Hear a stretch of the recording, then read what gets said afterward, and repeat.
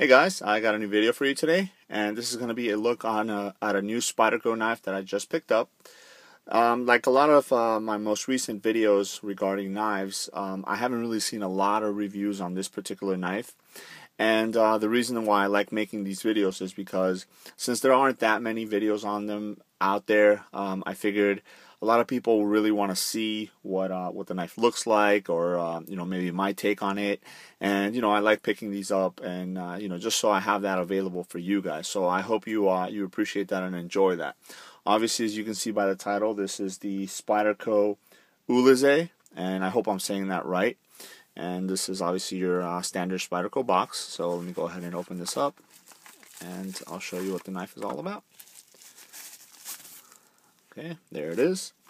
First and foremost, you do have to know that this is a fairly large knife. Obviously, it is a folder, but it's a fairly large folder. So if you're looking for something small, this would obviously not be the knife for you. Now, in contrast to the size of the knife, it's actually the width of the knife. It is very, very thin, so it has a very nice thin profile. But as you guys can see, it is fairly long. So when you have it in your pocket, if you wear pants or jeans or whatever that don't have deep pockets, then this might stick out a little bit.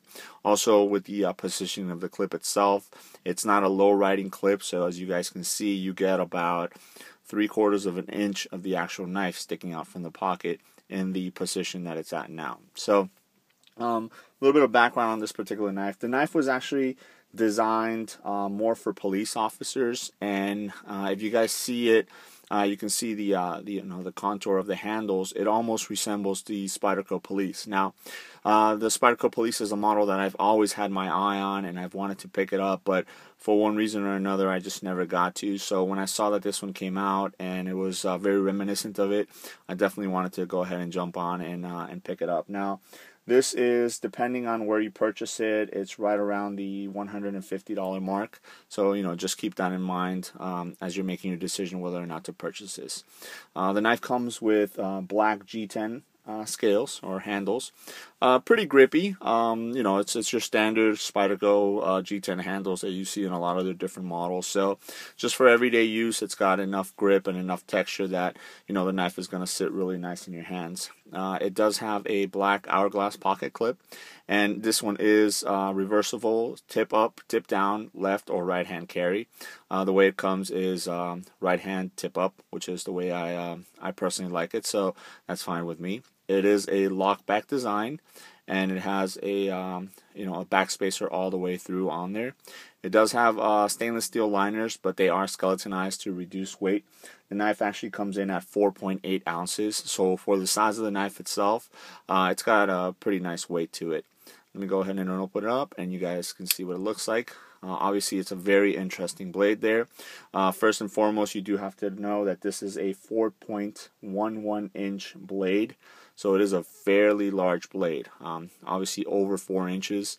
So depending on your state laws, you might want to think about that before ordering this knife if you are going to carry it.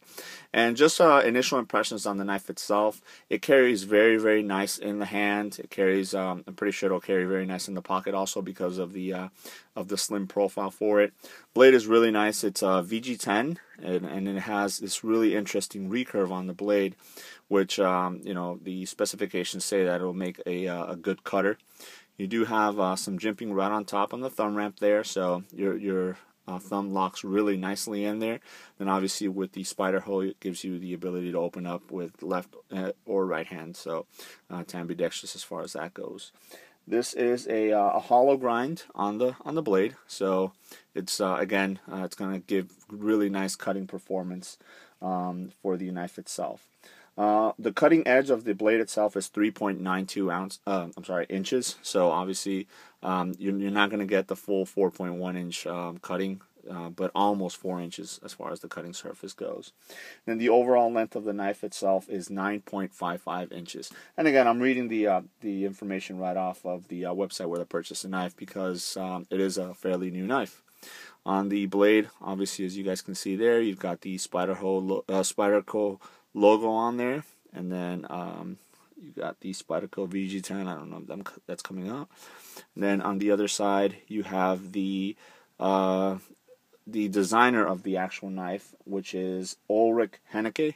And again, I hope I'm saying that right. So you got his initials right there, a U and an H, and then Seki City, Japan on the other side. So all in all, I was really surprised by how well this knife felt in the hands. As you guys can see, I have, a pretty good purchase on the knife itself. You do have these indentations on the handle, which definitely fit the hand very well. But there is a slight curve to the knife itself, and because of that, I wanted to bring, as always, in comparison, the Spyderco Tough in here, just because it kind of has a very similar design as far as the handle and the blade, where it's not straight all the way through. You do have this curve.